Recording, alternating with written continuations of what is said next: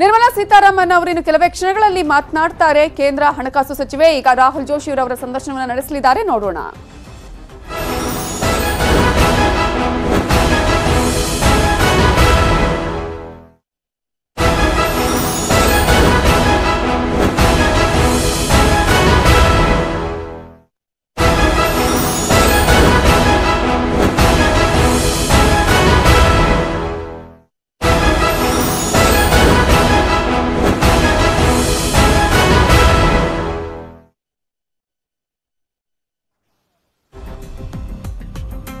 Finance minister ಆಗಿರುವಂತಹ ನಿರ್ಮಲಾ ಸೀತಾರಾಮನ್ ಅವರ ಜೊತೆಗೆ ಇನ್ನು ಕೆಲವೇ ಕ್ಷಣಗಳಲ್ಲಿ ಈಗ ನೆಟ್ವರ್ಕ್ 18ನ ಗ್ರೂಪ್ ಎಡಿಟರ್ ಇನ್ ಚೀಫ್ ಆಗಿರುವಂತಹ ರಾಹುಲ್ ಜೋಶಿ ಅವರು ಸಂದರ್ಶನವನ್ನ ನಡೆಸಲಿದ್ದಾರೆ. ಅದರ ನೇರ ಸಂದರ್ಶನವನ್ನ ಕೂಡ ನಾವು ನೋಡೋಣ. ಅನೇಕ ವಿಚಾರಗಳಿಗೆ ಸಂಬಂಧಪಟ್ಟ ಹಾಗೆ ಸ್ಪಷ್ಟನೆಯನ್ನ ನೀಡಲಿದ್ದಾರೆ. ಯಾಕಂದ್ರೆ ಅನೇಕ ಗೊಂದಲಗಳು, ಪ್ರಶ್ನೆಗಳನ್ನ ಕೂಡ ಹುಟ್ಟು ಹಾಕಿದೆ ಈ ಒಂದು ಬಜೆಟ್. ಪ್ರತಿ ಬಾರಿ ಕೂಡ ಯಾವುದೇ ಬಜೆಟ್ ಮಂಡನೆ ಆದಂತಹ ಸಂದರ್ಭದಲ್ಲಿ ಅನೇಕ ಪ್ರಶ್ನೆಗಳು ಇರುತ್ತೆ. ಅದಕ್ಕೆ ಸಂಬಂಧಪಟ್ಟ ಹಾಗೆ ಸ್ಪಷ್ಟನೆಯನ್ನ ನೀಡಲಿದ್ದಾರೆ ಕೇಂದ್ರ ವಿತ್ತ ಸಚಿವೆ ಆಗಿರುವಂತಹ ನಿರ್ಮಲಾ ಸೀತಾರಾಮನ್ ಅವರು news 18ಗೆ Minister Nirmala Sitharaman in an exclusive interview with Network 18, the first that she is giving to a private channel after her budget speech. The markets have given her a huge thumbs up, with the Sensex bouncing 2,200 points. It is the highest bounce in absolute terms ever, and a 5% jump is the highest in 22 years. Let's go straight to her with our questions. Nirmala ji, it has been a really, really tough year for you. But I think you have every reason to smile today. As I was saying, the Sensex has really bounced 2,200 points. Did you really expect this, and how do you feel?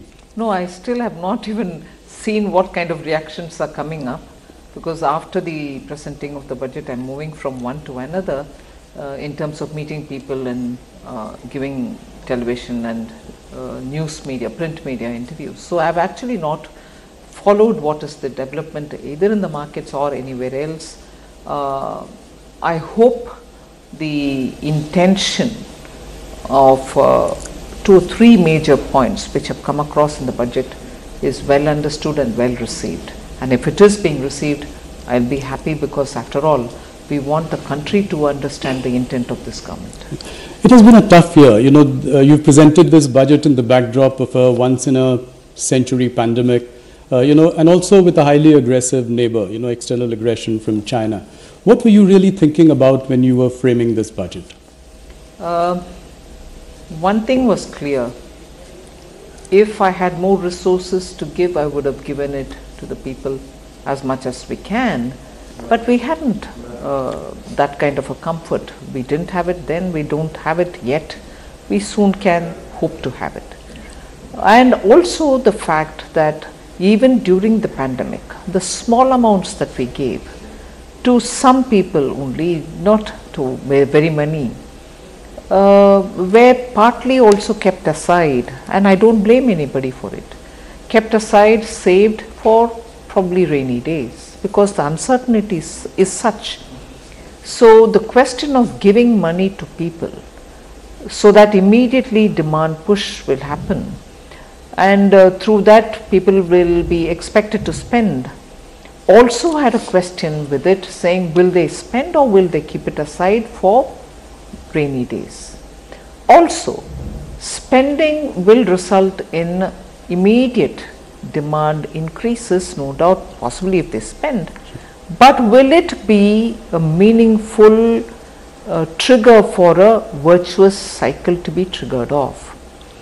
Unless that spending happens in those sectors where the multiplier will work, there's no point in spending in areas which the multipliers are, where the multipliers are weak.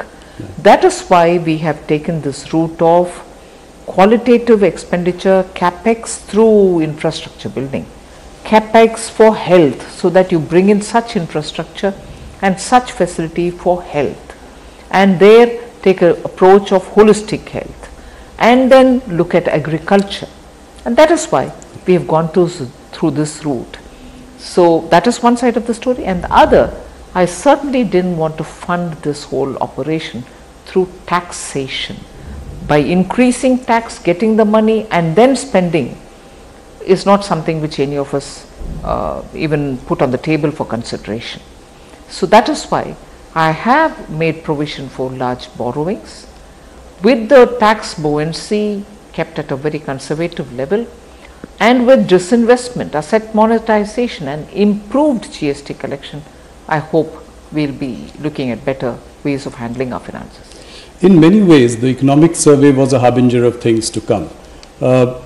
Your government is finally now going for aggressive growth without so much worrying about what the fiscal hawks would say. For a government which has been fiscally prudent and conservative, do you think this is some kind of a U-turn or a turning point in the way you look at the future? No, I don't, because it is one thing to be conservative and fiscally prudent, and at normal times. Even now, if you notice, when people kept telling, oh, print money, you have to spend. And I also made a conscious statement that if I don't spend now, I will only be postponing the growth and I have to spend. That is clearly a conscious statement that I made. So, given the situation that we are in, the stimulus was absolutely necessary. Quality expenditure is what we were looking for, and that is why when we've decided and when we've taken a call, I'm sure that because of the way in which we have designed it and also monitoring the qualitative expenditure that we are planning, it will definitely give us that required multiplier for the economy. And once the economy is into that virtuous cycle, income generation, revenue generation, and all of that will fall in place. So your fiscal prudence is still intact, and that is why I've given you a glide path. Right. Because I'm confident that this year I might have gone that far, but I can rein that back in. But 4.5% in 25-26, given that we were hovering between 3 and 3.5 in the last couple of years, before the pandemic. That's true, but the pandemic and its impact is something which we'll have to keep in mind for the duration it is going to take for it to come back to that kind of a buoyancy, for that level of growth. And I can't be overestimating the economy, and I don't think the economy is in a position to even heat or overheat. Those fears are not at all there, and therefore I have to give it a reasonable time, and I didn't grudge that. Nirmal ji, by now we know what the government thinks of rating agencies like Moody's and Standard & Poor, of them being noisy, opaque and biased. But do you still feel that there could be a threat of a ratings downgrade, and how does that bother you, or if at all? Let me put it this way. I don't want to say I'm not bothered. At the same time, I didn't let it bother me, because otherwise, even during the pandemic, a lot of people kept asking me, is the rating agency worry stopping you from spending? Now I am spending.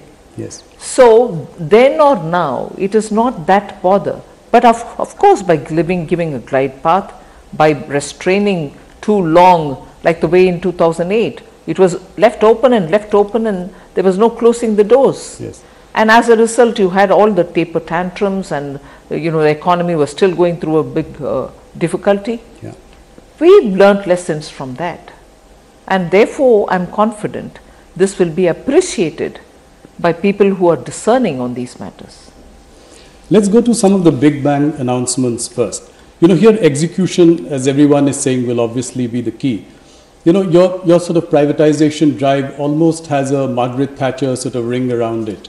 Fairly, good in intent, bold in intent, but execution will be key. For instance, I think the figure of 1.75 lakh crore is what we would have achieved.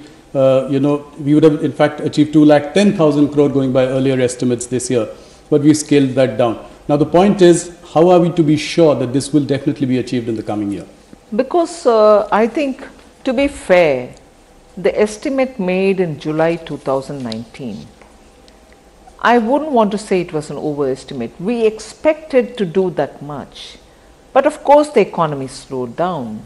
But of course the economy's difficulties in terms of demand slowing down, stock market also being tepid, it wouldn't have been right for me to say, oh no, but I've said it in budget, I have to sell it come what may. That wouldn't have been the best approach. it's all right, I did give an estimate. I was pulled up saying, oh, you overestimated, you couldn't achieve. The situation was such that the economy at that time was not, in a position to receive all these privatization, although I did say it. But I am now also saying, because ultimately when you're using public money, you're selling public assets, can I be no, I've given a commitment, so I have to sell irrespective of what I get out of it. I am answerable to the Parliament. I have to make sure that it is sold at a price at which I can stand up with honesty and say, no, I've done the best on the job. So 2 lakhs couldn't be achieved. Now I am sounding conservative. I have to also make sure that these companies are able to catch the eye of the investor or the buyer so that they are sold at a reasonable price.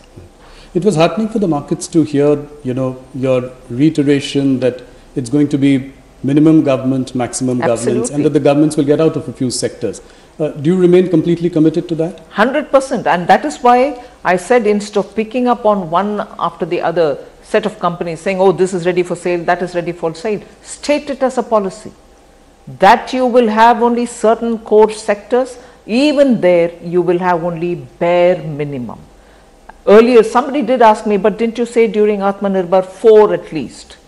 I am still saying not 4, it can even be lesser.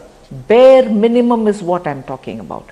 And that is where when people question me, but public sector banks, yes, they are doing brilliantly for the very many causes for which government wants banks to function. They are also sitting over several CASA, the current account and savings account money, for which there is no demand in the areas in which the CASAs are coming in big numbers. Yes. There should be some synergy.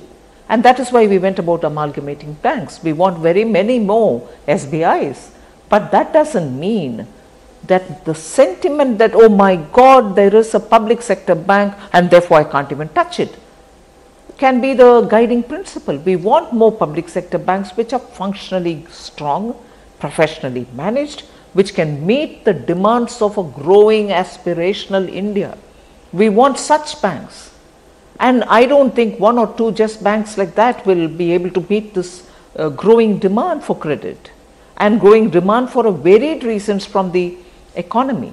But in the process, if I'm going to be sitting around with such public sector banks, which are just not in a mood or even in a position to stand up, is it right to pour taxpayers' money to such banks?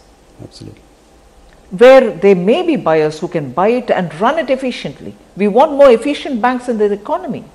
I can't be sitting with a Lagarde and thinking that I'm doing a favor to the economy. I want these banks to go out and be able to stand up there with private money coming in and be able to service our economy. That's why. It's the one announcement that's really sent all banking stocks on fire, including the public sector banks. Now, is this the way forward for public sector banks, or is it that there will be some public sector banks and some will be privatized? So you said 2 banks. You would like to know which banks they are. We've not just named it. If I could name it even in the budget speech, and how soon would that happen? I hope to do it all this year. The formulations we've started engaging with the Reserve Bank in a big way.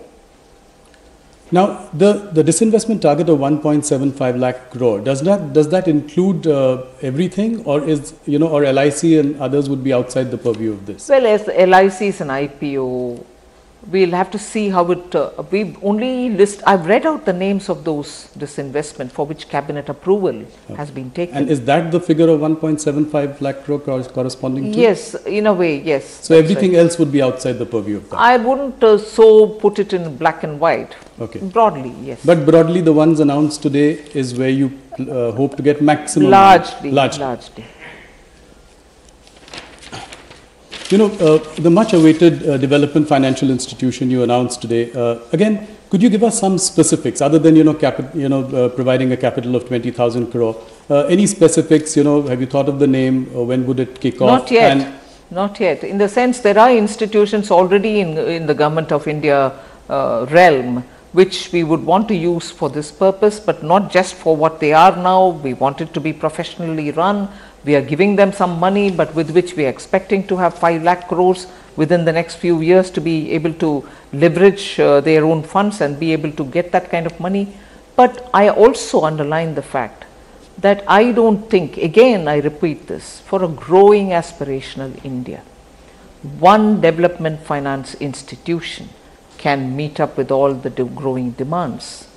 And therefore, in the act that we will have to bring in, the amendments that I have to make to existing laws also, will have to have a provision for even private DFIs to come in. That's interesting. With that, I want private DFI, government funded DFI, all to compete. There's so much demand for development financing. I don't think it will be just one government institution to be able to match up with the demand. I am going to create space through law for even private institutions to come and do their own. Indian economy needs it all. Yes, that's a big story. We'll move on to the asset reconstruction and management company that you have announced today. It's a path-breaking development. Can you tell us a little more about this bad bank, and will private sector also play a role here? Yes, we've done it in sort of stages, in the sense, first with the RBI being with us, because this has been going on as a discussion with them. What we want to do is to have a kind of a holding company which will, with a formulation given, take those assets, bad assets from the bank, from various banks, and put it into that holding company. It will have some participation from the government, but largely it will be the IBA itself doing it. Oh, yes. So that holding company would then spruce up the accounts, understand where the asset valuation is, and because year after year after year we are giving provisioning, these banks have already lost a certain net worth of these assets which are with them.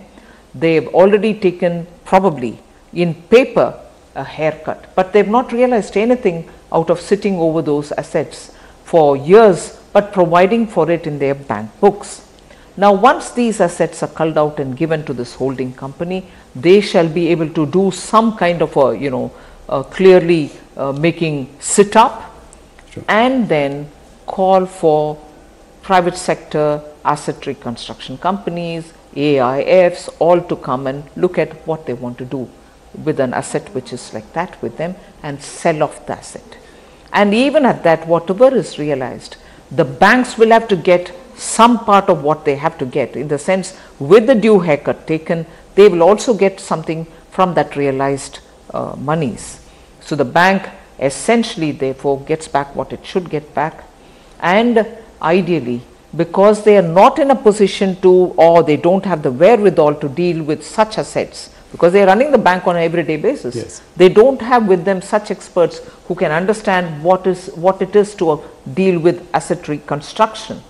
And these assets are sitting there languishing, not getting sold off. Now with this holding company and with also the market coming in, those assets are going to find some kind of a buyer, and the banks therefore forever can get out of that situation and realize whatever little they can.